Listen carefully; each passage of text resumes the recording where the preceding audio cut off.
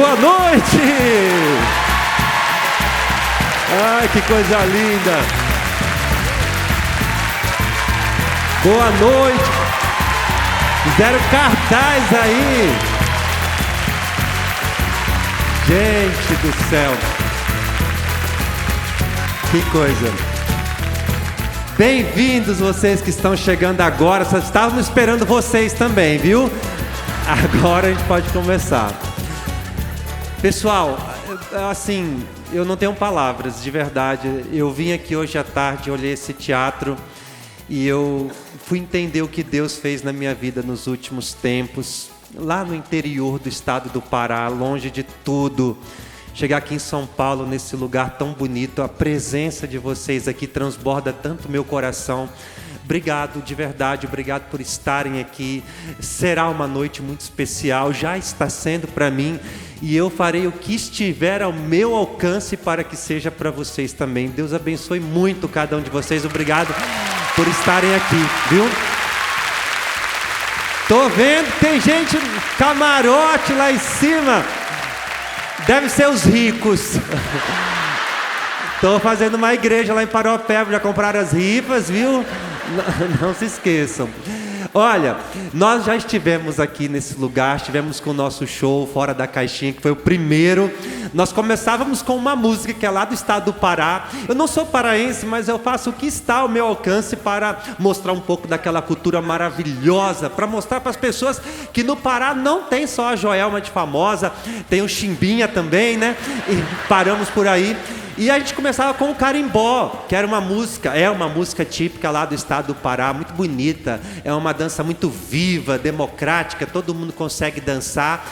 Mas já que a gente estava com uma apresentação nova, nós pensamos em algo que pudesse representar o estado onde eu nasci. Eu sou capixaba, do interior do Espírito Santo, então pensamos no folclore capixaba, neste ritmo que o Miquel está tocando aí, ó. É o Congo. Parece uma macumba, talvez seja, inclusive, né? Mas foi como a gente encontrou para homenagear o estado.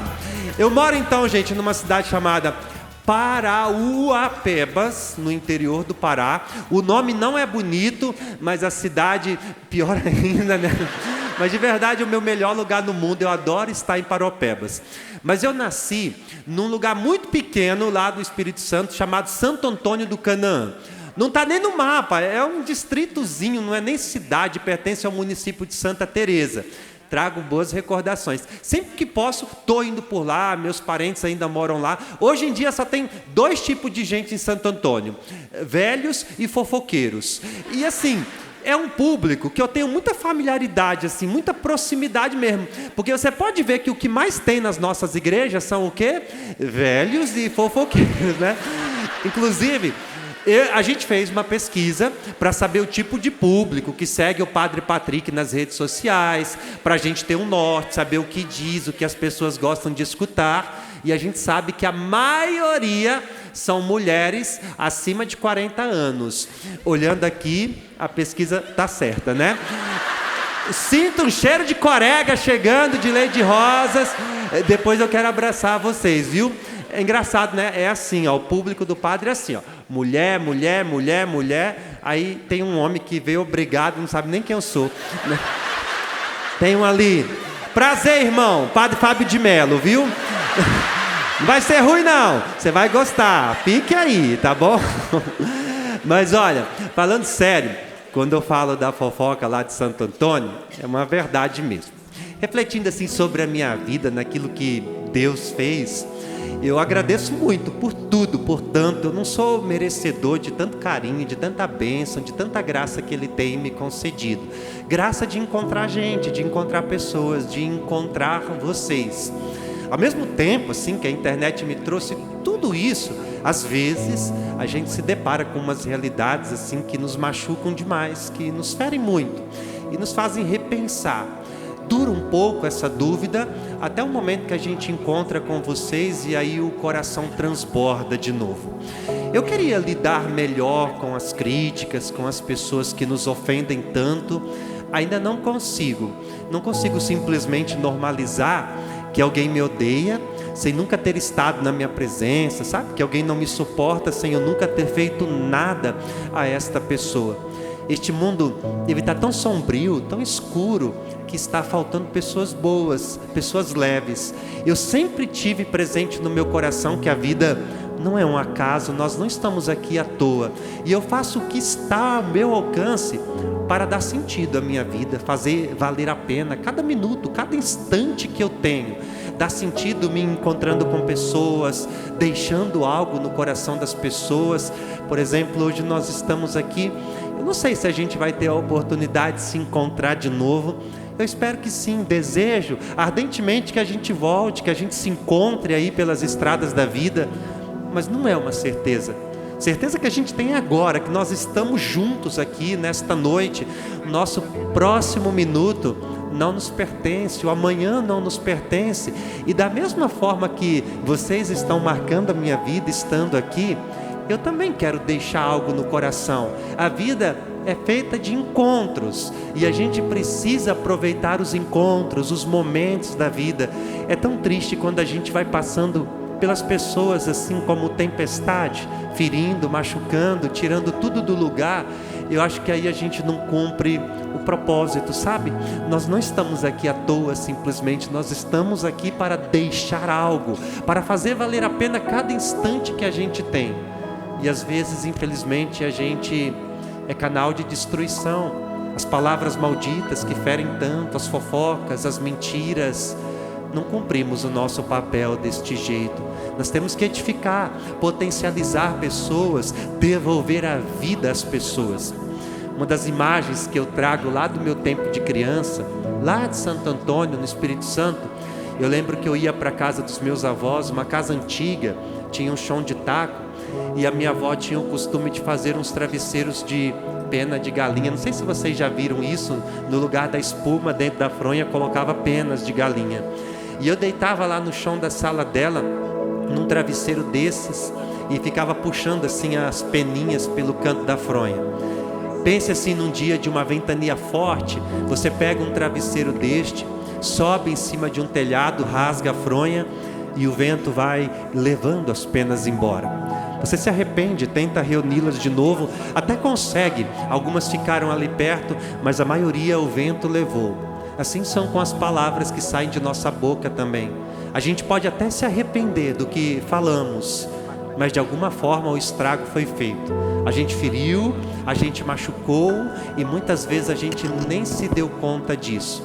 Não cumprimos o nosso papel de marcar pessoas de forma positiva, de transformar este mundo, de ser um tom de leveza, de trazer coisas boas, assim como vocês estão trazendo a minha vida. Mais uma vez eu digo isso, e eu quero hoje, nesta noite, de alguma forma, também deixar algo no coração de vocês.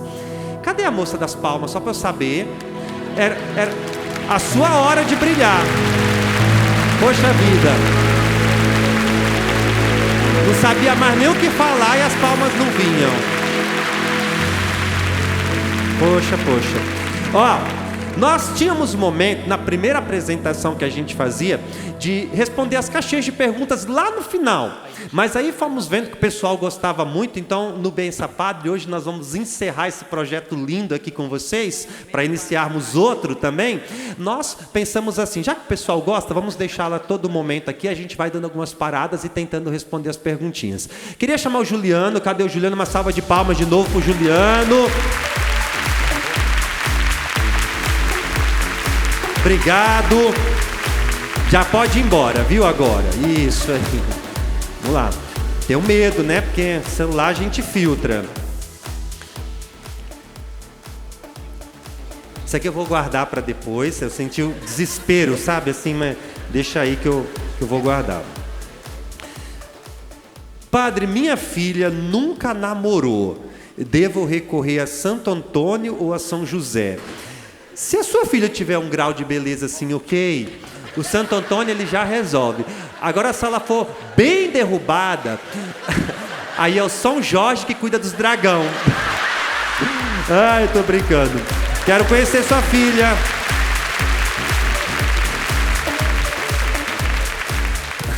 Benção. Essa aqui, ela não entendeu, acho que a proposta, né? Pela saúde de não sei quem, pela alma de não sei quem. Pensou que era missa, vou levar para rezar pelas intenções. Ai, não explicaram, gente, para vocês. Moro com a minha sogra. Não aguento mais. Um conselho. Ora para Deus levar. Tô brincando. Quem aqui mora com a sogra? Levanta a mão aí para eu ver. Ó, ali de onde veio a pergunta, viu? Cadê sua sogra? Graças a Deus. Dia off, né? Mais uma aqui.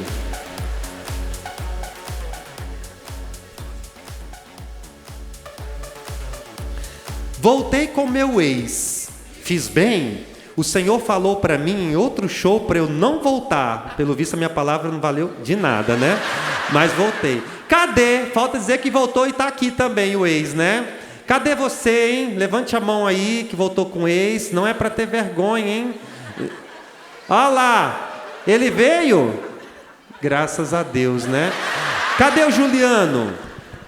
Cadê o Juliano? Leva lá o microfone para ela. Vamos conversar com ela. Não me escutou, vou te expor agora. Olha aí, Juliano. Boa noite. Boa noite. Como é seu nome? Carol. Carol, o que aconteceu? Carência? Não, né? Ele mudou. Nem tu acredita, Carol? Quem veio contigo? Sua mãe? É. Dá aí o microfone para ela. O que a senhora achou desse retorno? Eu achei... Eu já entendemos também. Devolve o microfone para Carol. Não tô feliz, padre. Carol, como é o nome dele? Gabriel. Gabriel. Agora então, já que vocês voltaram, eu vou vir fazer esse casório. Combinado? Amém. Você quer casar, Carol? Eu quero. Será, Carol? Não tô confiante assim. Eu quero. Cadê o Gabriel? Ele tá em casa, ele tá tendo aula. Tomara. Ele é bonito? É, eu acho. Dá pra sua mãe aí, Carol. A senhora acha o Gabriel bonito? Não, padre. Uma salva de palmas maravilhosa. Vai dar certo agora, viu? Vai dar certo. Gabriel, novo homem. Mais uma aqui. Bença, padre. Podemos comer tudo como se não houvesse um amanhã? Hoje em dia não existe mais pessoas. Hoje tem monjaro, né? Só aplicar. Isso aqui não pode, né? Tá muito indecente essa aqui, viu? Que isso, gente? Pelo amor de Deus. Ai, meu Deus. Meu marido não está comprando as minhas brusinhas. O que eu faço? Eu gosto muito de conhecer história de casal, assim, de verdade. Gente, eu gosto de fazer casamento, eu me dedico, sabe? Enquanto que os noivos não choram, eu não paro de falar. Eu vou cutucando feridas, assim. Geralmente os padres não gostam muito, acho que é por conta de atraso de noiva, aquela coisa toda, mas eu gosto, né? Quem aqui já casou na igreja? Levanta a mão aí para eu ver. Muita gente. Quem continua casado, levanta a mão. Quando vocês casam, alguns dias antes, vocês têm que ir na igreja para fazer entrevista com os noivos, né? Aí vocês prometem dizer a verdade, a gente vai fazendo umas perguntas. Ali naquele momento eu olho para a pessoa assim, parece que eu já tenho um feeling, isso aqui não vai durar um ano. Outras vezes não, a gente vê propósito, né? E ali eu gosto de conhecer assim, como é que se conheceram, a história, para fazer uma homilia bonita, né? Tinha tudo para não ser, né? Mas quando Deus quer, Ele vai juntando. Vamos agora conversar com casais. Quem aqui, assim, tem uma história boa, que se conheceram na bagaceira, tinha tudo para dar errado, mas estão juntos até hoje? Aí, o senhor que nem me conhece mesmo, ó. Vamos começar por aqui. Venha, Juliana, aqui na frente, ó. O senhor que não me conhece. Levanta a mão aí de novo, pro Juliano ver. Aí, ó. Dá o microfone. Boa noite. Boa noite, tudo bom? Eu estou. Tá bom. Como é que eu me chamo? Padre Patrick. Ai, graças a Deus, né? Como é o nome de vocês? Eu sou Luiz. E ela? Minha esposa é a Rita. Rita, vocês estão casados há quanto tempo? 34 anos. Meu Deus! 34 anos. Namoraram quanto tempo antes?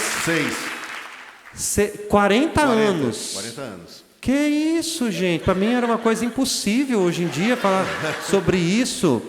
Ela fala, a Rita? Qualquer coisa, Rita, ó, faz assim, que a gente entende. Vocês se conheceram como? Então, eu conheci a Rita, assim, na verdade eu conheci o primo dela, que a gente estudava junto no mesmo cursinho, e nós fomos fazer um simulado num domingo de manhã. E ele morava perto do local que ia ser o simulado, a prova para o vestibular. Sim. Eu dormi na casa dele, e aí de manhã, 7 horas da manhã, começa a tocar a campainha. Era a Rita. Era.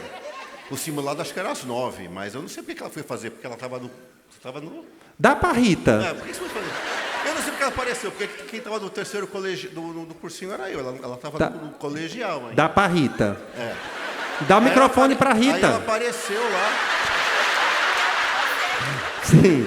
Rita, o que você foi fazer lá, Rita? Na verdade, eu tinha um primo já falecido, infelizmente. Ai, Deus e o ele tenha. ele era um dos professores do simulado e tal. Então eu peguei carona com ele, cheguei mais cedo. O simulado era na casa do primo? Não, é porque os outros primos estavam nessa casa para ir fazer o simulado junto. Foram todos juntos. Aí vocês se viram... Dá pra ele que quer falar agora. Aí vocês se viram aí, a primeira vez. Então, aí eu fui atender a porta, né? Aí eu vi, ela estava tocando a campainha, o pai dela deixando ela lá. Eu falei, é o teu primo, né? Agora não sei o que ela foi fazer lá, porque o primo dela trabalhava no simulado. Eu ia fazer, o outro primo ia fazer. Ela não sei o que ela foi fazer. Mas aí eu me interessei por ela, né, tal, mas não rolou nada naquele dia. E aí, voltando, né, para as aulas, né, o primo dela, que a gente estava lá, eu dormi na casa dele, ele falava assim para mim, ó, aquela minha prima tá afim de você. E ela, Tinha isso naquela época? Tinha. Mas era mentira. Ai, não tava. Só que ele falava a mesma coisa para ela, ó, aquele meu amigo tá afim de você. Demorou para você conquistar ela? Não muito. E aí teve o aniversário do irmão dela. Aí ele falou, ó, vai ter o aniversário do irmão da Rita lá, você não tá afim de ir? Mas vamos, né? Aí foi ali que a gente começou a namorar.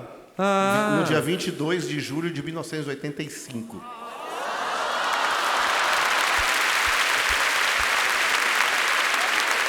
Dá pra amiga de vocês, é a amiga que veio junto? Só que eu sei, bom, então outra parte mais engraçada também. Fala. Tava esperando. Me prometeram bagaceiro, né? Porque foi o seguinte, esse primo que estudava com ele, a gente tinha uma banda de punk rock. Você cantava? Não, eu cantava e tocava contrabaixo, e o primo dela cantava. Que punk rock, canta uma música aí. Todas do Camisa de Vênus. Cante, eu não conheço essa banda. Vocês conhecem Camisa de Vênus? Biquíni Cavadão, daquela época, não, assim? Dos anos 80, mais sim. Antigo. E aí a gente fazia uns shows, basicamente em quermesse, tudo. A gente tocava em qualquer lugar, circo, aratense. E aí no show, o que aconteceu, né, do show? Ela ia, né? E só que outras pessoas também, né? E também tinha uma outra lá, que era uma morena. E entendeu? Só que a gente não namorava ainda. Você pegou a morena? Não, a morena tava lá, né? Que ela assistia os ensaios da banda. Tem que entregar o teatro, vai pra parte boa logo, viu? Então, aí a gente começou a tocar, né? Só que é o seguinte, o punk dança dando porrada um no outro. Que coisa romântica. Exatamente. Nós Rita, qualquer coisa, ó, a gente tá de olho, viu? E eu tava na dúvida se eu ia namorar com a Rita ou com a Márcia. A Márcia era morena, a Rita é a Márcia. E a Márcia tá onde agora? Não faço ideia. Faleceu? Não, e aí foi o seguinte, no meio da música entraram duas loiras, duas velhas, no meio dos punk, dando porrada nos punk. Aí eu cheguei pro Edel era o primo, que era o vocalista. O Edel, quem é aquelas duas malucas lá que entrou? Dando porrada nos punk, dando chute, tal, não sei o quê. Ele falou, cara, é minha mãe e minha tia. Já estão vivas ainda, sua mãe? Estão tia? Aí eu falei, mas... Que isso? Quantos anos elas têm? Umas múmias. 82. Na época elas tinham 40 e poucos. Né? Aí eu falei, a tua tia é a mãe da Rita? Ela falou, a tia é a mãe da Rita. Né? Cara, minha sogra. Eu quero uma sogra doida que nem essa. Eu não quero sogra chata, eu quero sogra porra louca, entendeu? Doida. Foi ali que eu decidi namorar com a Rita. Uma salva de palmas! Pra Rita. 40 anos já juntos. 40 anos. Acabou, né? Acabou. Amém. Agora eu quero uma bagaceira mesmo, sabe? Ali, ó, levantou com mais propriedade ali, ó. O homem tá quase se escondendo, né? Cadê o Juliano? Juliano, vai, agiliza. Levanta a mão aí pro Juliano ver vocês. Aí. Eu tô sentindo que ela quer mais desabafar.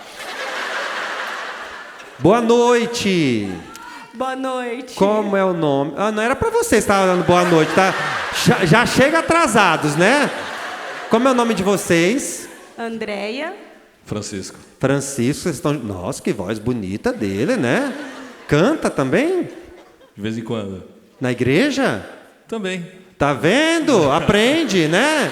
Mas Né a base de soco, né? Mas eu tinha uma banda de punk rock também, igual Que ele. isso, gente?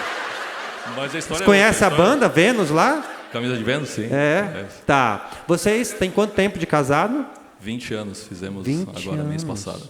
Tem filhos? 2. 2 filhos. 2 filhos. Se conheceram como? Deixa... Vai, fala.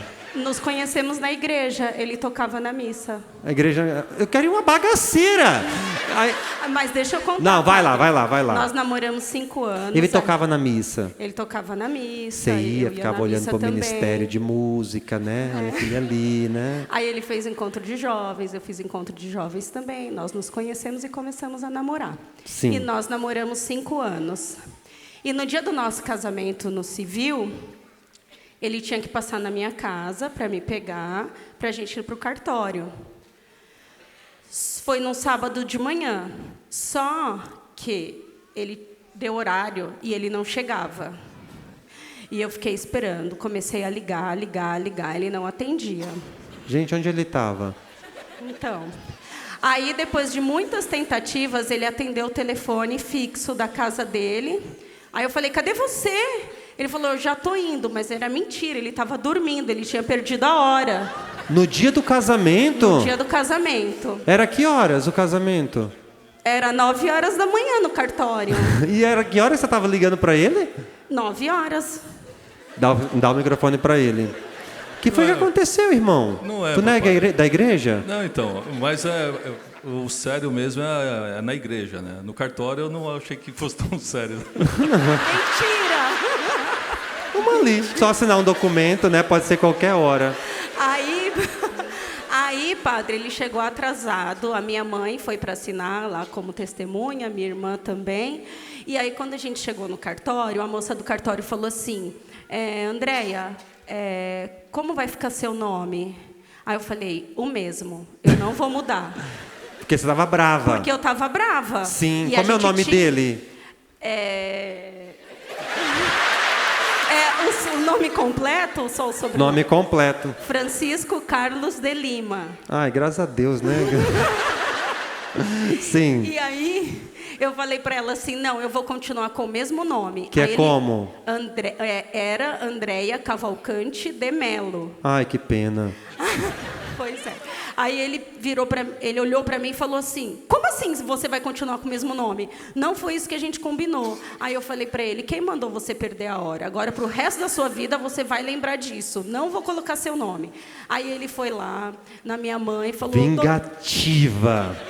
Foi lá, bravo, falou para minha mãe que se fosse assim, ele não ia casar, estava todo nervoso.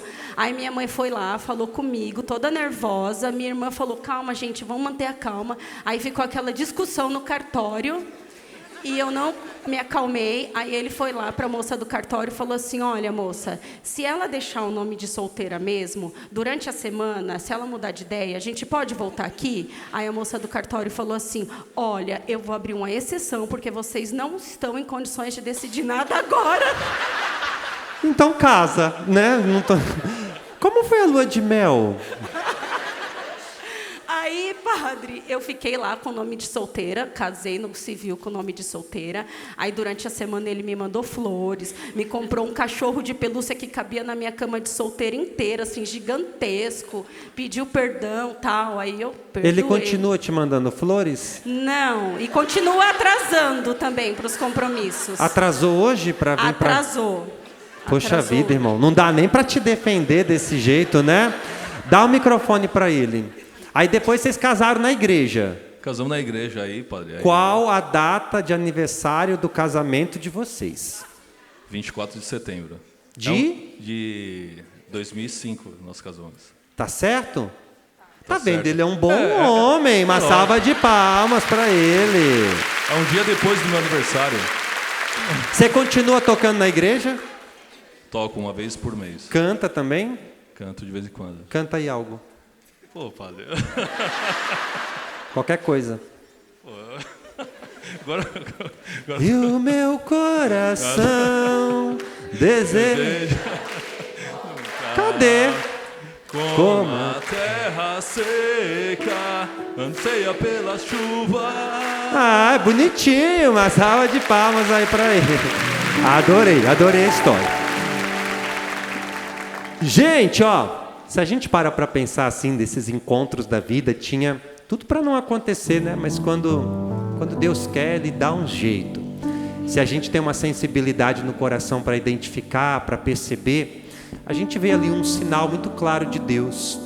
Pensar pela lógica humana tinha tudo para não acontecer. Imagina uma prova de simulado aqui, vocês que se encontraram na igreja tinham que estar ali.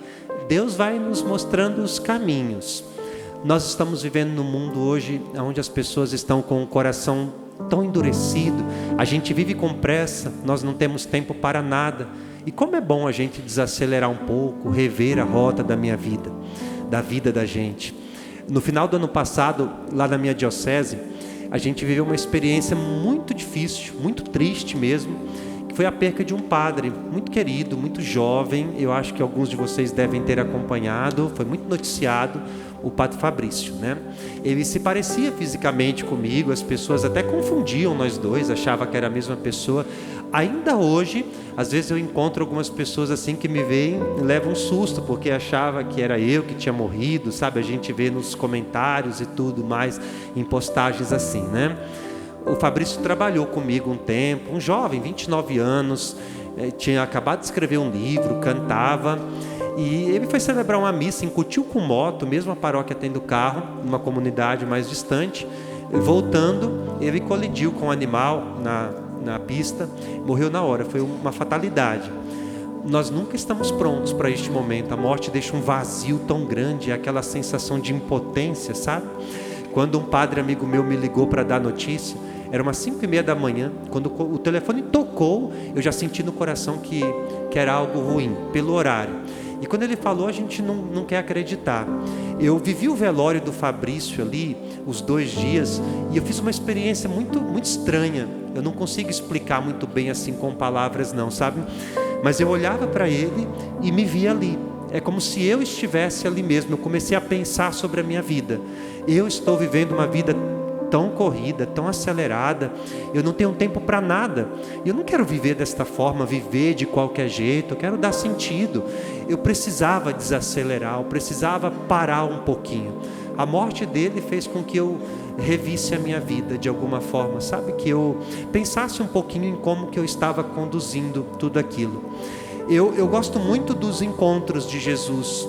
Se me perguntarem as passagens que eu mais gosto no Evangelho, com certeza são estas, onde Jesus se encontra com as pessoas. Ele tinha uma pedagogia muito bonita.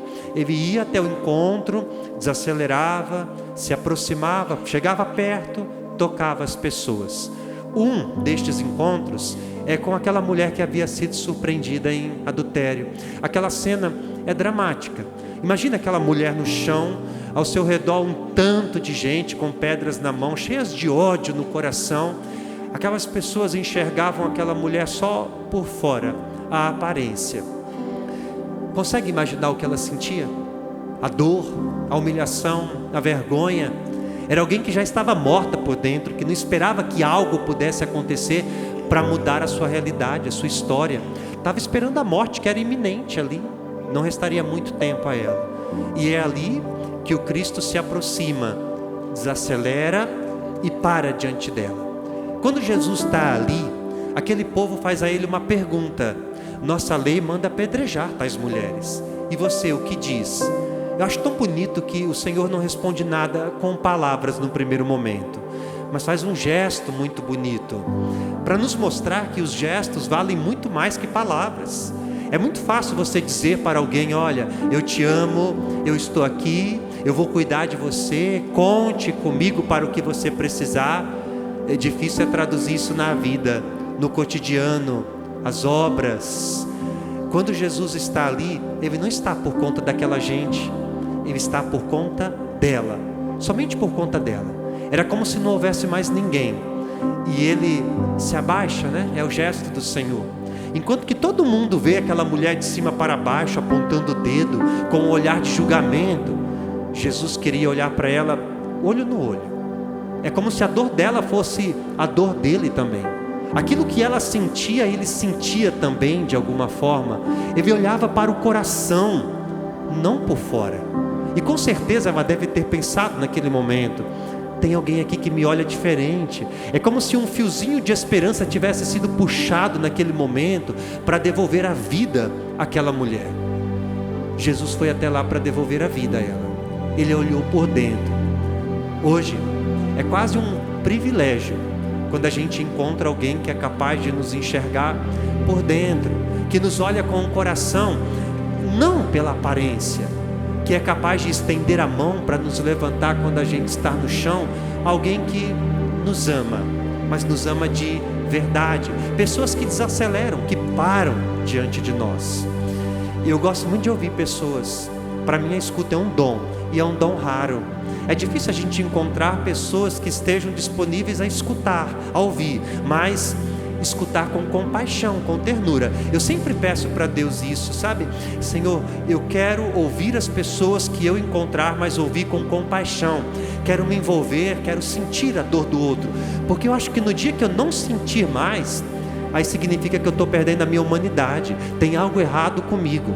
A gente se depara com cada história que às vezes nos deixa sem saber o que dizer, o que falar. Eu lembro que uma vez uma menina me procurou para conversar. Ela deveria ter uns 12 anos, não tinha mais do que isso não. Quando ela entrou na minha sala, eu já senti que era alguém que estava tomada de dor, de tristeza. Você pode perceber que alguém que vive um processo depressivo deixa marcas, não somente na alma, no coração. O corpo desfigura, vai ficando curvado, é um semblante vazio, um olhar profundo, um olhar triste. E ela tinha tudo isso. Quando ela sentou ali na minha frente, ela começou a chorar. E eu deixei o tempo que fosse necessário. É bom a gente colocar para fora aquelas coisas que estão presas há tanto tempo dentro do coração.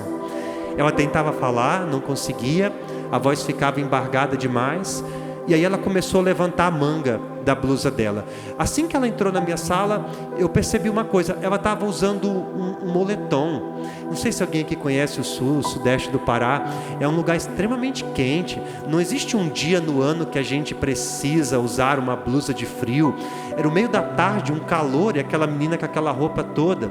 Ela começou a levantar ali a manga da blusa dela, e eu vi vários cortezinhos no pulso, uns mais inflamados, outros mais cicatrizados, assim, feitos em momentos diferentes.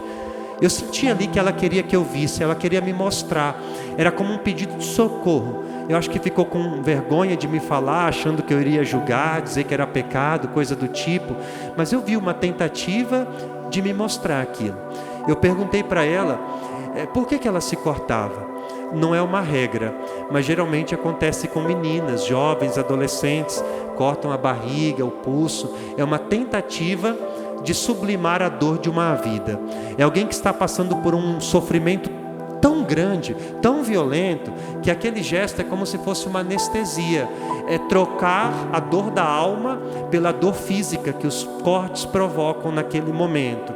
Ela me falou um pouco sobre a vida dela, uma criança violentada, abusada, viveu traumas desde criança, vivia numa casa assim, cheia de brigas, de palavras malditas, não tinha ninguém que parava diante dela para olhar para ela, olhar com o coração. Tinha tudo para estar vivendo aquele drama mesmo.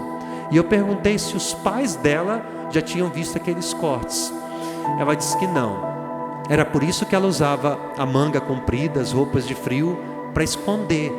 Só que não entra no meu coração como que uma dor tão grande se torna invisível para quem está tão perto. Como que alguém não consegue perceber um sofrimento deste tamanho? Parece uma realidade distante, mas não é. Infelizmente é mais comum do que a gente pensa. Às vezes está perto, próximo de nós. A gente está passando direto diante do sofrimento das pessoas. Nós não sabemos mais parar, desacelerar. Este mundo corrido, acelerado. Você sai para trabalhar cedo, volta à noite cansado, não tem tempo para nada. Quanto tempo que você não desacelera diante dos teus, da tua casa, da tua família? O discurso parece pesado, mas a vida é um sopro. É frágil demais. Nós não temos nenhuma certeza se iremos acordar, nós não temos certeza do nosso próximo minuto. Por isso que a gente deveria aproveitar os momentos e eternizá-los, gastar tempo com os nossos, com aqueles que estão ali ao nosso lado, fazer com que valha a pena de verdade. Inclusive, já que nós estamos falando sobre isso, e você está aqui ouvindo isso também, com essa pessoa que veio com você, dá um abraço aí nela, né? Agradeça por tudo, por tanto, por nunca ter desistido. Desacelere um pouco. Momento fofo. As palmas, mulher, as palmas eram só. Meu Deus do céu. E quem veio só, tá na hora de repensar a vida, hein? É as minhas meninas do Amém. Sabe o que é o Amém? Associação das Moças Encalhadas Mesmo. Quem tá no Amém aí, levanta. Nossa, tem umas desesperadas, né? Tá no Amém, também tá aqui no Amém. Bem no Amém mesmo. Juliano, vem aqui. Essa aqui ela tá desesperada. Tô até com dó. Levanta a mão aí, as duas, igual você levantou aí, isso. Como é seu nome? Kate. Kate. Boa noite. Mas o nome mesmo é como? Kate. Kate? Você tem quantos anos, Kate? 45. Tem mais passado que futuro, assim, não dá para pensar em muitas coisas muito boas, sabe, assim, mas vamos lá, porque a gente é de fé e a gente acredita no impossível, né? Não, eu tô muito feliz dentro do seu amém. Quando eu descobri o que era o amém, eu falei assim, gente, eu sou isso mesmo. Nem mas tá. esse amém não é de desespero, não, é de muita felicidade, gente. Para, mulher. Verdade. Vamos lá. Ô, Kate, você já foi casada? Não. Já namorou? Já. Faz tempo? O meu último namoro tem uns 6 meses que acabou. Por que chifre? Não, gente, a pessoa é muito doida, tá doida? Eu não sou doida assim, não. Fale mais, Kate. A pessoa noturna, eu sou diurna. Eu gosto da janela aberta, o cara gosta de janela fechada. Eu gosto do dia, ele gosta da noite. Como é que vai dar certo? O problema era você. Ah, não é não. Você é o livramento, Kate. Escuta uma coisa. Pra gente entender qual é o perfil assim do varão, do homem de Deus que você procura num homem. Ser da noite? Não, mas tem que ser o equilíbrio, né, gente? Não pode ser nem tão só da noite. Como nem é que tão você só gosta do da pessoa? dia. O que ele tem que ter para Tem te que ser conquistar? legal, né? Legal. Tem que ser legal, trabalhador. Trabalhador. Cristão. Honesto. Kate, eu sou padre, tá? Tá olhando? Pro meu gosto, falta um pouco de melanina aí nesse corpo. Ai, meu Deus do céu. Uma humilhação. Pegar um sol. Você veio com a mãe, Kate? É minha mãe. Ah, dá aí para o microfone para ela. A senhora gostava do seu antigo genro? Não era genro, não. Era apenas um namoradinho só. Não, amor, ela nunca desencalhou, não foi? Vocês moram Não, juntas? ela é feliz assim. Não é. É muito feliz. É. E Não a tem senhora? encrenca nenhuma na vida dela. A senhora Ela é livre pra viúva? onde quer, viaja pra onde ela quiser e tudo A bem. senhora é viúva? Sim! Ah, Você depois tem que ficou. namorada? Hã? Você tem namorada? Eu sou padre! Não, eu Não- sou fuleira! Não te falaram! Escuta! Acaba não, mundão! É a senhora que tá falando essas coisas? Escuta! Não tem apostolado da oração no seu bairro? Tem! Tá. Tem! Eu sou beata de igreja, graças a Deus. Não parece! Mas é! Mas Desliga é. o microfone dela, pelo amor de Deus! Devolve pra Kate! Ai, Kate. Kate! A fruta não cai longe do pé, não. Você já foi no Tinder? Não, nunca. Eu não sou virtual, não. Sou do presencial mesmo. Entendi. Escuta uma coisa. Juliano tá no Amém, que te deu o microfone. Ah, o Juliano presta. Tem melanina lá. Juliano presta. Cadê o Juliano? Já ele Fica vem de pegar pé. o microfone de volta. Deixa comigo. Ai. Tudo de bom! Uma salva de palmas pra Kate, né? Quero tirar uma foto com você. Vamos tirar foto sim depois, viu? Vamos tirar também. Olha só, gente. Padre, tenho 65 anos. Será que ainda consigo um boy? É a mãe dela, deve ter errado só a idade aqui. Com certeza. Amor. Ah, me falaram que tem alguém que conheceu no show aqui. Tá comemorando 1 ano de namoro hoje? Quem é a Juliana? Juliana que falou aqui no meu ouvido. Cadê? Não vejo nada, gente. Aqui. Se conheceram no show? Na verdade, não. Ele já estava me Nossa, enrolando Juliana. há alguns meses. Mas nós começamos a namorar no dia do show há 1 ano atrás. Aqui? Lá em Osasco. Olha! Tá arrependida? Não! Tô brincando. Que lindos. Vamos fazer esse casamento também, né? Vamos. Temos um padre. Temos um tecladista com fundo musical. Temos um tapete vermelho. Tem um anel aí? Tem um anel aí?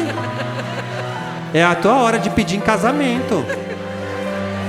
Já tem um lugar já pro... Hã? Já tem um lugar pro casamento já. Eu não trouxe as alianças, mas já tem um lugar pro casamento. Mas o pedido pode fazer. É que eu tô sem as alianças. Tentei, né? Eu tentei. Uma salva de palmas aí pra eles também. Mais intenção de missa. Também intenção de... Não falaram pra vocês que era pergunta?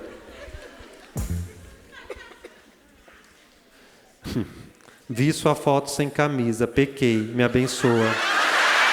Não. Ó. Ai, que vergonha. Se me pergunta, às vezes a gente escuta essa pergunta, né? Já se arrependeu de alguma coisa na vida? Tem gente que é orgulhosa, diz, nunca me arrependi de nada. Eu, pelo contrário, assim, eu já me arrependi de muitas coisas na vida. Mas se eu pudesse assim, escolher uma para voltar atrás e não ter feito, com certeza seria essa foto sem camisa, sabe? Eu não sei, eu estava com um diabo na cabeça, não tem outra explicação não, né? Eu sei que assim, teve uma época da minha vida que eu queria ficar forte, sabe? Assim, eu queria, botei isso na minha cabeça, igual o padre Marcelo Rossi, né?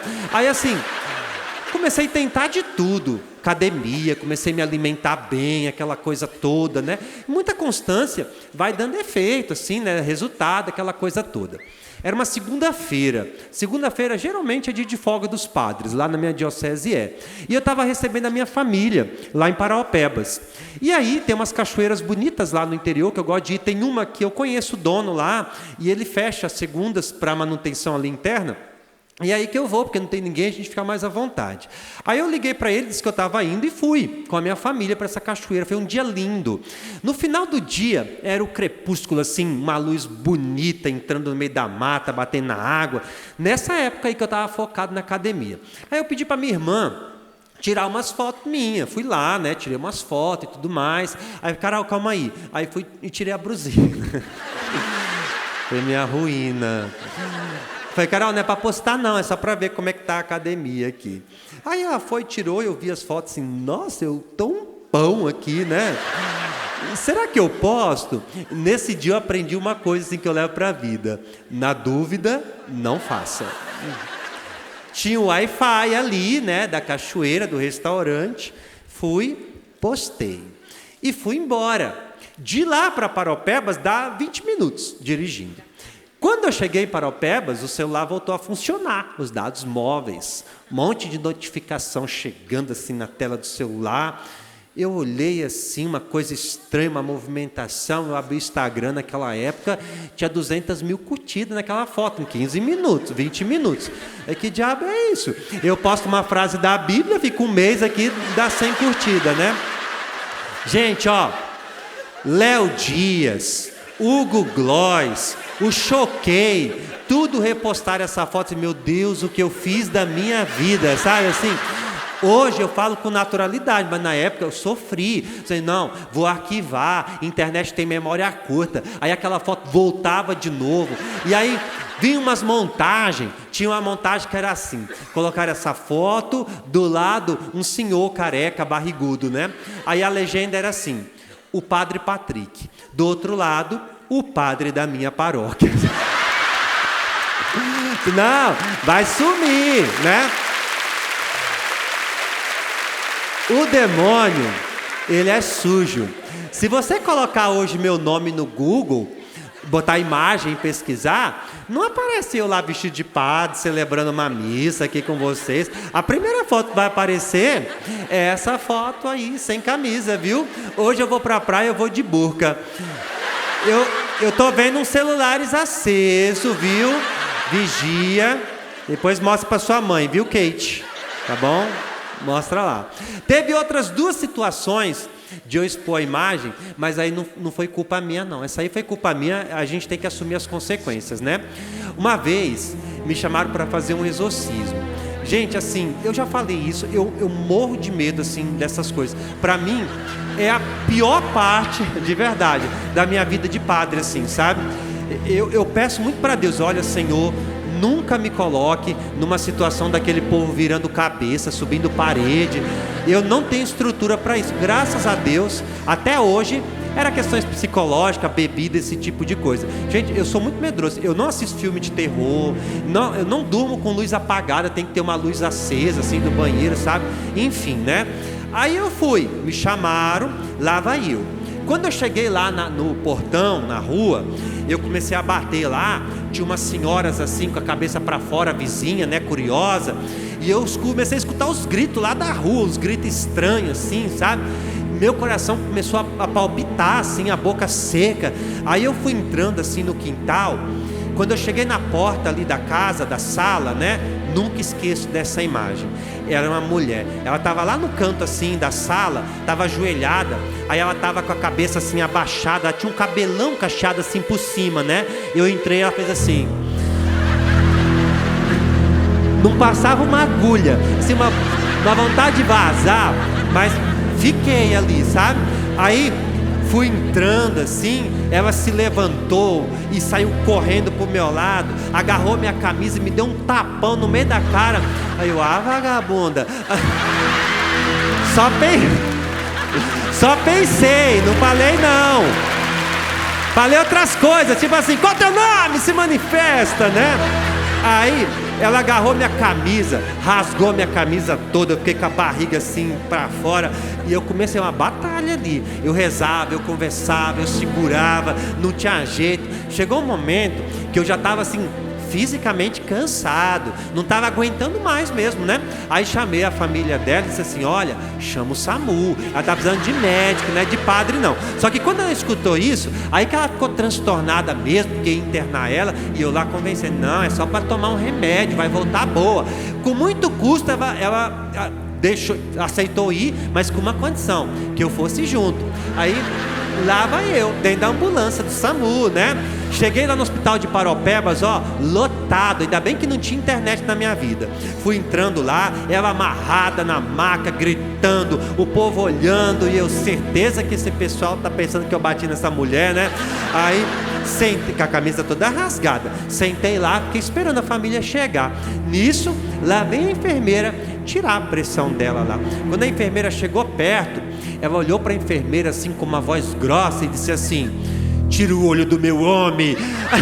Mentira! Ela tá com um demônio, não acredita. Aí... Ai, calma. Teve outra situação.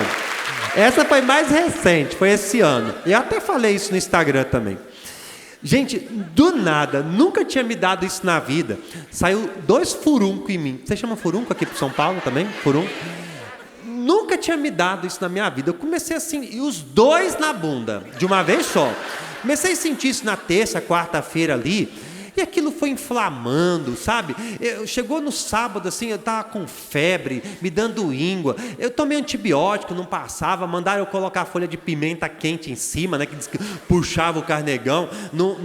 Nada tinha jeito, né? Domingo, eu celebrei as missas, assim, na misericórdia, sentando de lado, sabe? Aí...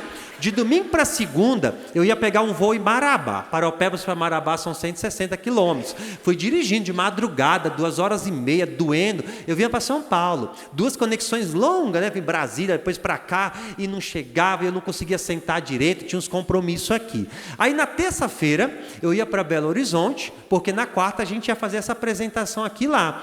Só que quando chegou lá em BH, terça tarde, não estava aguentando mais, assim, de dor mesmo. Assim, não, vou no hospital. Liguei para uma amiga minha que mora lá, pedi uma indicação de hospital que aceitava meu plano, né? E fui, botei um boné na cabeça, estava morto de vergonha. Cheguei lá no hospital, tinha a moça ali, né, que dava a senha, e um monte de gente atrás de mim. Ela perguntou o que eu tinha, eu falei, baixinho, né? Tô com 2 furuncos na bunda, né? Aí ela me deu a senha. Aí eu fiquei esperando ali, né? Com medo, assim, de ser reconhecida, aquela coisa toda. A médica me chamou, era uma médica jovem, bonita, assim. Era assim, gente, era tipo umas cabines, aí você entrava, fechava uma cortina, tinha várias, né? Muita gente sendo atendida. Aí eu entrei lá, a doutora disse assim, o que você tem? Aí, doutora, eu estou com 2 furuncos. E ela, aonde? Ela, na bunda. Aí ela disse assim, abaixa as calças. Assim, nossa, que rápida. Não convida nem para uma pizza, né? Aí fui assim, deitei na maca, abaixei. Estão aonde? Aí, um tá bem aí na entrada do rego mesmo. O outro tem que abrir um pouquinho aí para ver, né? Aí ela viu e disse assim, ó, vai ter que cortar, viu? Drenar. Eu não sei se vocês já passaram por isso, mas é a dor da morte, viu? Drenar um furunco no hospital, assim, aquilo, e eu me contorcendo ali de dor, aquela coisa toda. Terminou, ela disse assim, agora eu vou dar um pontinho em um aqui, viu? E fiquei lá esperando. Nisso, uma senhora que estava do lado, na cabine do lado, colocou a cabeça do meu lado. O Padre Patrick! Eu vou no seu show amanhã, tira uma foto comigo. Aí tira, deixa eu botar as calças primeiro, né? Ai, que besteira. Mais uma. Meu marido bebe muito, um conselho. Eu sou um pouco traumatizado com bebida, tá? A minha paróquia de São Sebastião, ela fica muito pertinho ali, a gente chama de pé inchado lá, né? O pessoal tem problema com drogas, álcool, estão sempre por ali. E estão sempre entrando na igreja. Tem 2 coisas que vivem entrando na igreja, é bêbado e cachorro caramelo, né? Tem uns assim que são de boa, são felizes, mas tem uns que entram fazendo bagunça, aquela coisa toda.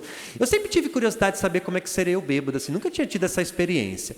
Lembra no tempo da pandemia, que a gente ficou assim um tempão sem celebrar a missa com vocês, era só transmitida, né? Aquela coisa toda.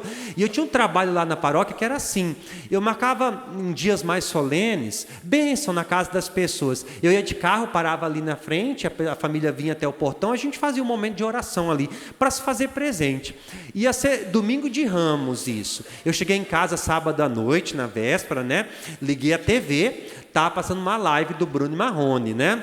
E eu gosto, aí eu fui assistindo a live do Bruno Marrone, abri um vinho com meus cachorros ali, né? Não, que paz isso, eu adoro esse momento da minha vida, chegar em casa, tomar uma taça de vinho, mas eu fui embalado pelas músicas do Bruno Marrone, e aí secou a garrafa, o fantasma, sabe assim?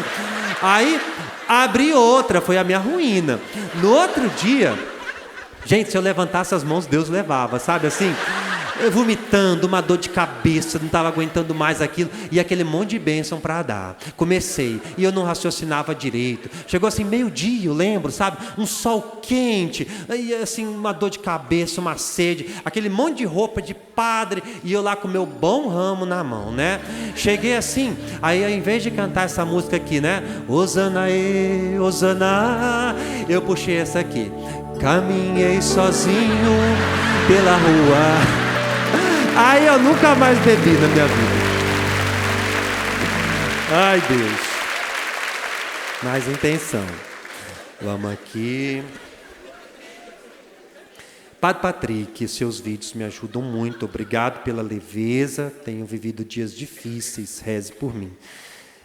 Gente, talvez as pessoas que têm assim um primeiro contato comigo tenham uma imagem assim feliz, alegre, né? E realmente eu sou muito feliz, eu sou muito realizado por tudo, portanto.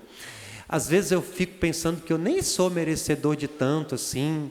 A presença de vocês aqui para mim é um bálsamo, é uma explosão de felicidade, assim, de alegria. Me sinto de verdade muito amado por vocês estarem aqui.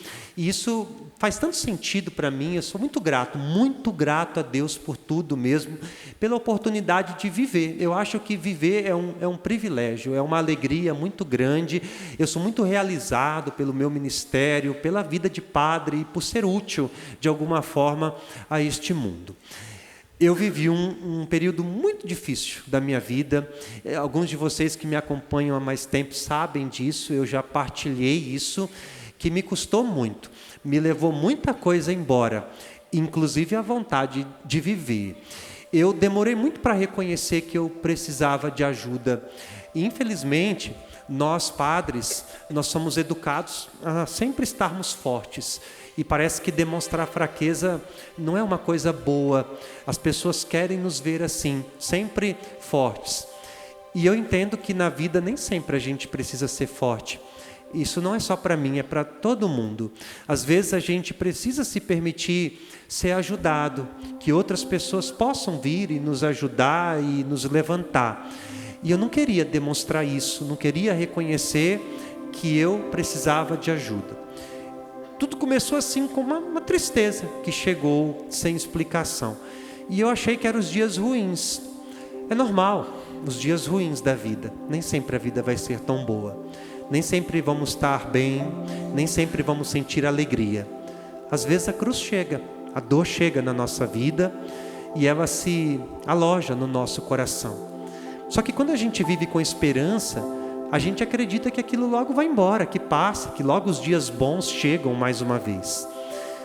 Só que não passava, aquilo foi aumentando, aquela dor foi aumentando, tomando conta do meu coração, até o ponto assim de eu viver numa completa escuridão. Como é difícil quando a gente chega neste estágio da nossa vida, quando a escuridão toma conta de tal maneira que você não consegue mais ver propósitos, que você não consegue mais enxergar um horizonte. Essa solidão leva embora aquilo que te coloca de pé, leva embora a vontade de viver, leva embora a alegria, leva embora o prazer de estar com outras pessoas, leva embora aquilo que você mais ama fazer. Eu percebi ali que o meu ministério, ele se transformou num fardo pesado. Era pesado demais ter que estar junto de pessoas, estar ali. Sabe, era uma necessidade de menos gente, menos barulho. Era aquela sensação de estar bem quando você estava sozinho e com mais ninguém. É muito triste quando você chega num momento da sua vida que tanto faz viver, não viver, você acordar ou não acordar, isso não tem importância. É triste demais quando você não consegue mais enxergar propósitos. É tão triste quando a gente vive essa escuridão que se apodera do nosso coração e a gente tem a sensação de que não tem mais nada que possa ser feito. Eu lembro que eu me revoltei com muitas coisas naquele período, inclusive com Deus. Muitas vezes eu questionei, briguei com Deus. Eu rezava, talvez não é a oração que você está imaginando, mas era aquela oração de quem briga com Deus. Tem uma história da vida de Santa Teresa de Ávila que eu gosto muito. Ela fala que ela viveu uma noite escura da sua vida, que durou 15 anos. Teresa era uma mulher profundamente mística, uma mulher espiritualizada que tinha experiências extraordinárias com Deus. Mas de repente ela começa a viver uma secura espiritual. Ela chama isso de noite escura da sua alma. Ela fala que ela não sentia mais nada. Ela rezava, não sentia nada. Ela ia à igreja, não sentia nada. Ela diz que ela ficava contando os tijolinhos da igreja, de tão distraída que ela estava. Aí conta-se que numa noite ela estava indo para um lugar, numa charrete, uma tempestade violenta, e o cavalo empacou, não saía mais do lugar. Ela nunca reclamou aquele tempo todo, mas ela chegou no momento, quando aconteceu aquilo, que ela se voltou para Deus e disse o seguinte: por que você está fazendo isso comigo? E ela teria ouvido naquele momento uma voz que dizia o seguinte: eu só faço isso com os meus amigos. E Teresa disse assim: é por isso que você tem tão poucos amigos. Aquela pergunta que Teresa fez, eu também fiz muitas vezes. Por quê? Por que isso está acontecendo comigo? Cadê a minha alegria de antes? Cadê a felicidade que eu tinha em celebrar missas, em estar no meio de pessoas? Por que eu não tenho mais isso? Por que eu não tenho mais a vontade de viver que eu tinha antes? Por que eu não sinto mais o mesmo prazer que eu sentia antes? Por quê? Sabe o que é o pior, gente?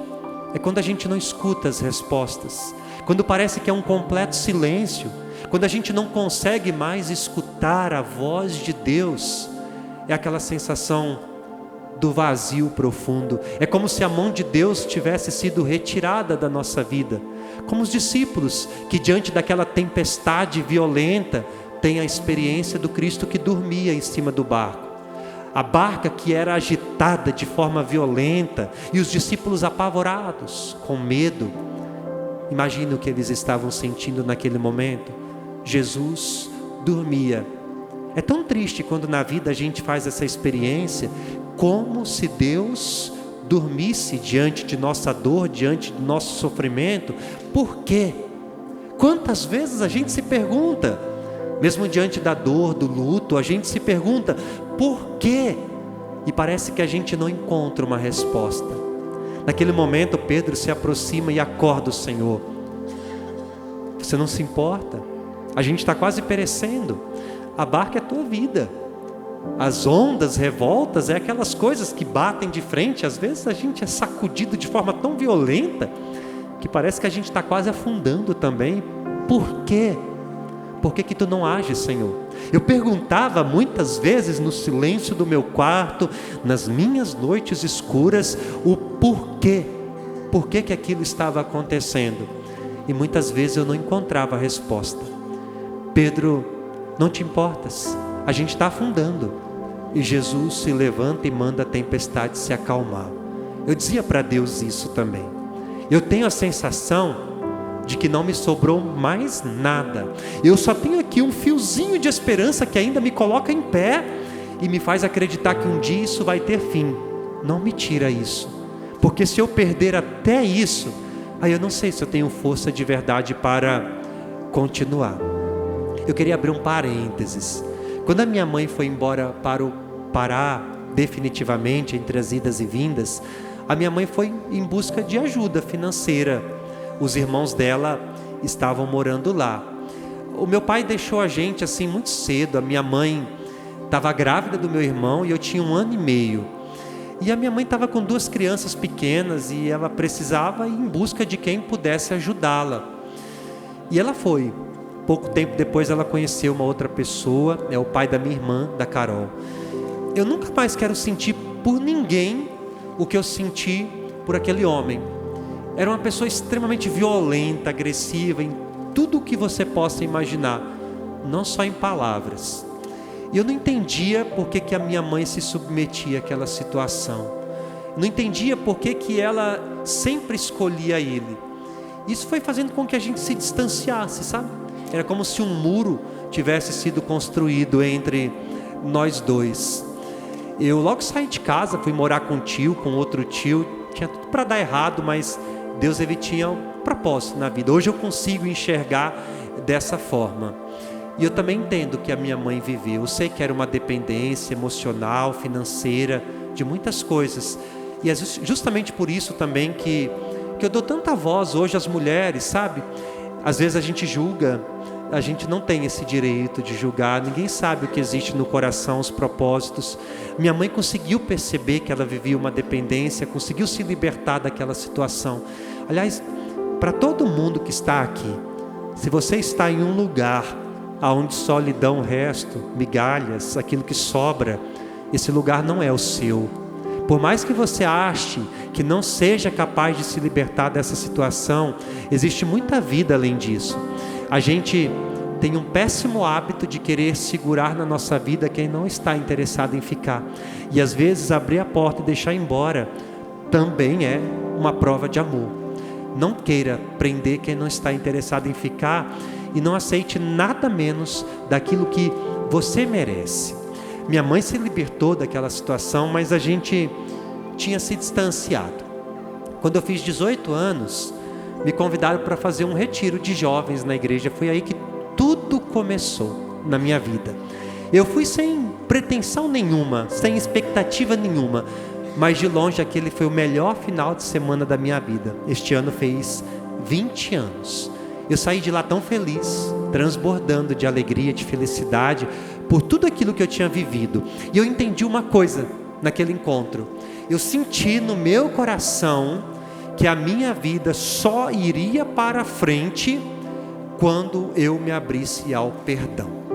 Às vezes, a gente tem aquela sensação de que a vida não flui, não vai para frente. E a gente começa a colocar culpa em coisas externas. Fizeram alguma coisa contra mim, não sei mais o que. Comece a olhar para dentro. Se o teu coração está marcado ainda de ódio, de ressentimento, é isto aí que está faltando para a vida fluir, e adiante, e para frente. Eu precisava perdoar meu pai pelo abandono, sei lá. Eu lembro que logo eu liguei para ele e disse o seguinte: olha pai, eu queria te pedir perdão por qualquer coisa, e eu também queria te desculpar por tudo. Foi uma ligação que eu esperei a vida inteira que ele fizesse, que ele ligasse, que reconhecesse.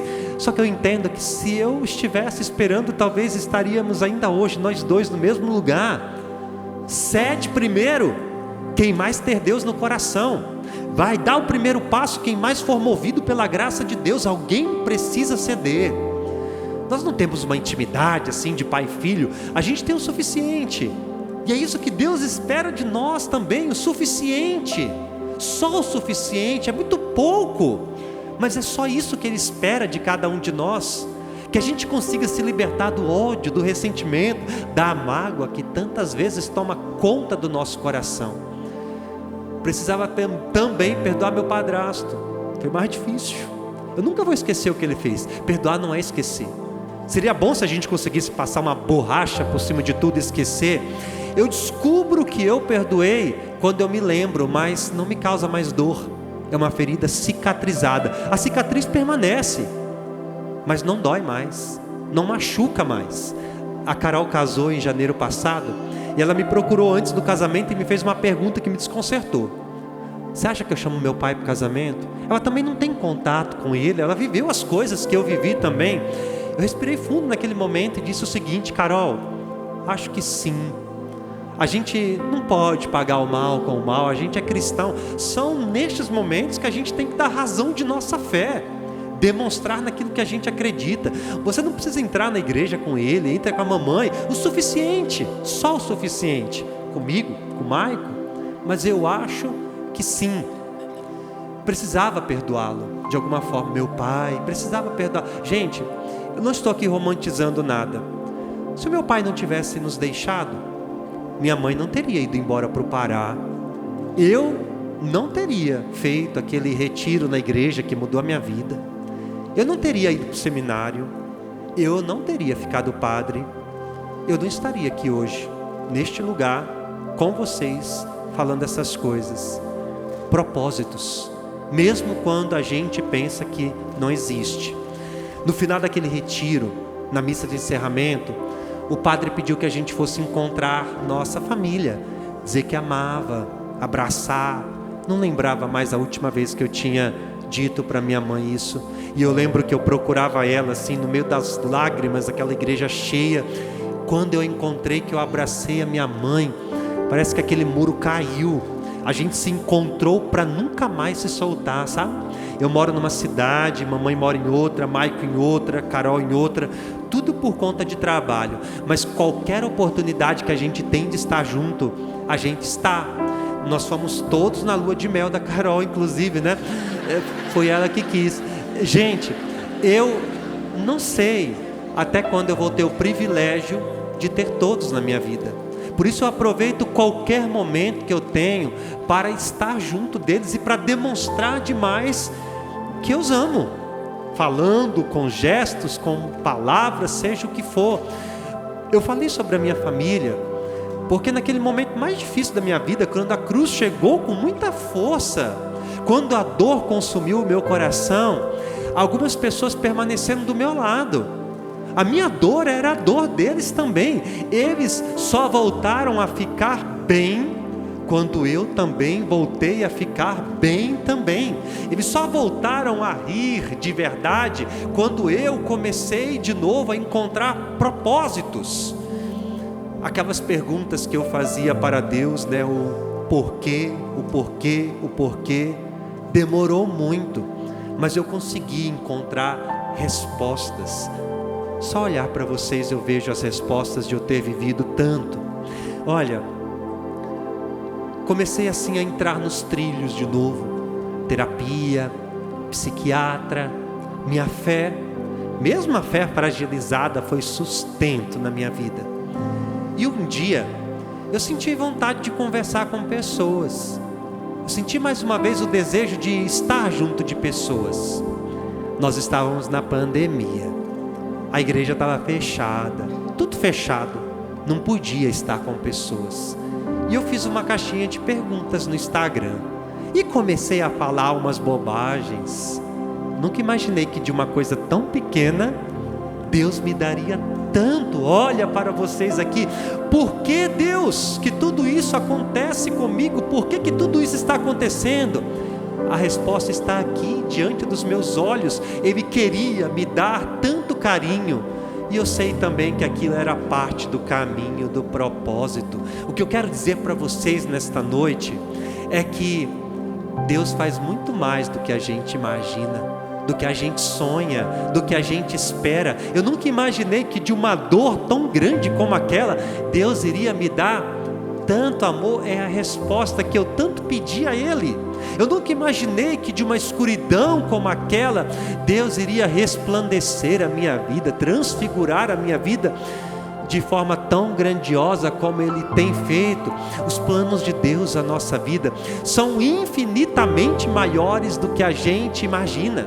Eu sei que muitas vezes a cruz chega com tanta força, chega a ser violento, a gente até desiste, parece que nós não vemos mais algo que possa nos dar esperança, algo que possa acontecer. A sua vida é um dom, você é importante. Por mais que te convenceram do contrário, te fizeram acreditar que não valeria a pena, que você não presta, que você não vale nada, não é verdade.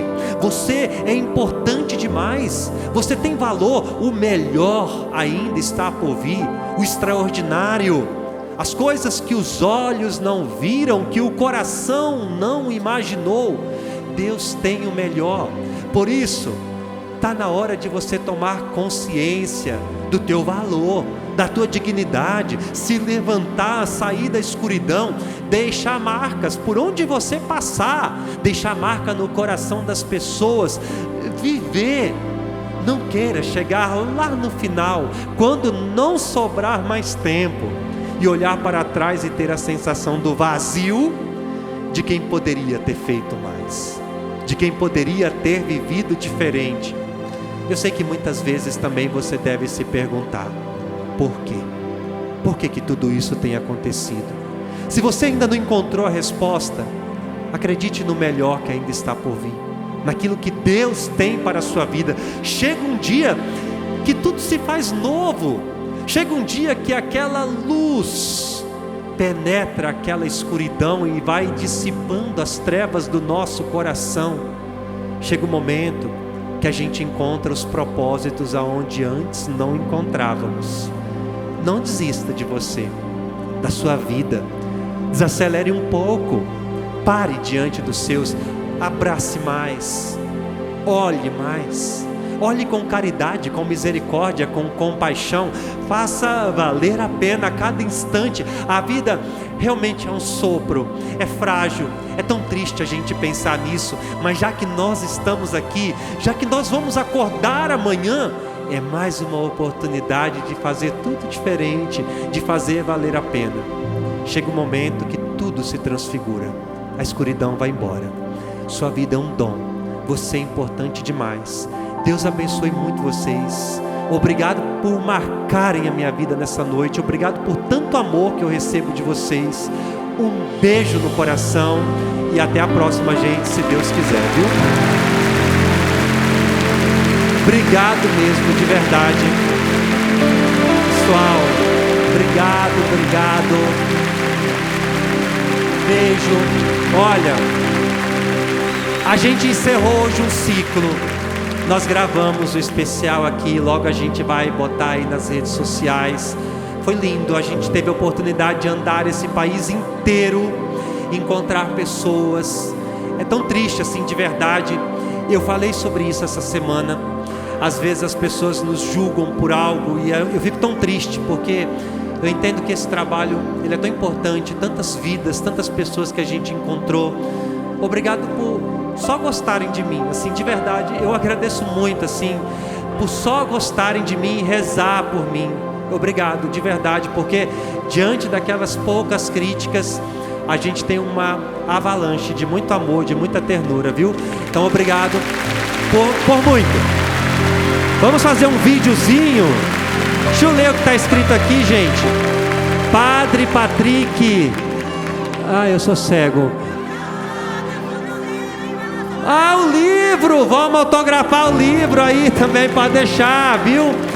Liga o celular para ficar bonito para a gente fazer um vídeo. Cadê, Juliano, o celular para a gente fazer um vídeo? A lanterna do celular, por favor. Cadê? Vamos lá.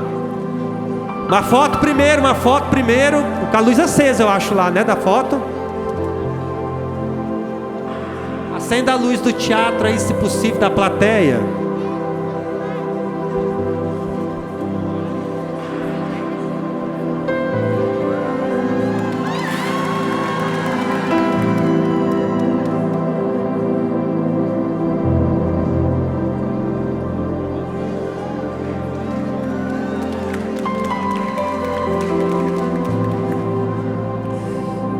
Gente, hoje foi uma noite tão bonita. Nós encerramos um ciclo. Foi o último bênção, Padre, com um povo lindo, maravilhoso, que fez tudo ficar mais perfeito ainda. Eu tava com medo, achei que não ia vir ninguém. Mas olha aqui, ó. Valeu, gente! Obrigado! Eu vou só tomar uma água e eu volto aí para tirar foto com quem quiser, viu? Tchau, fica com Deus!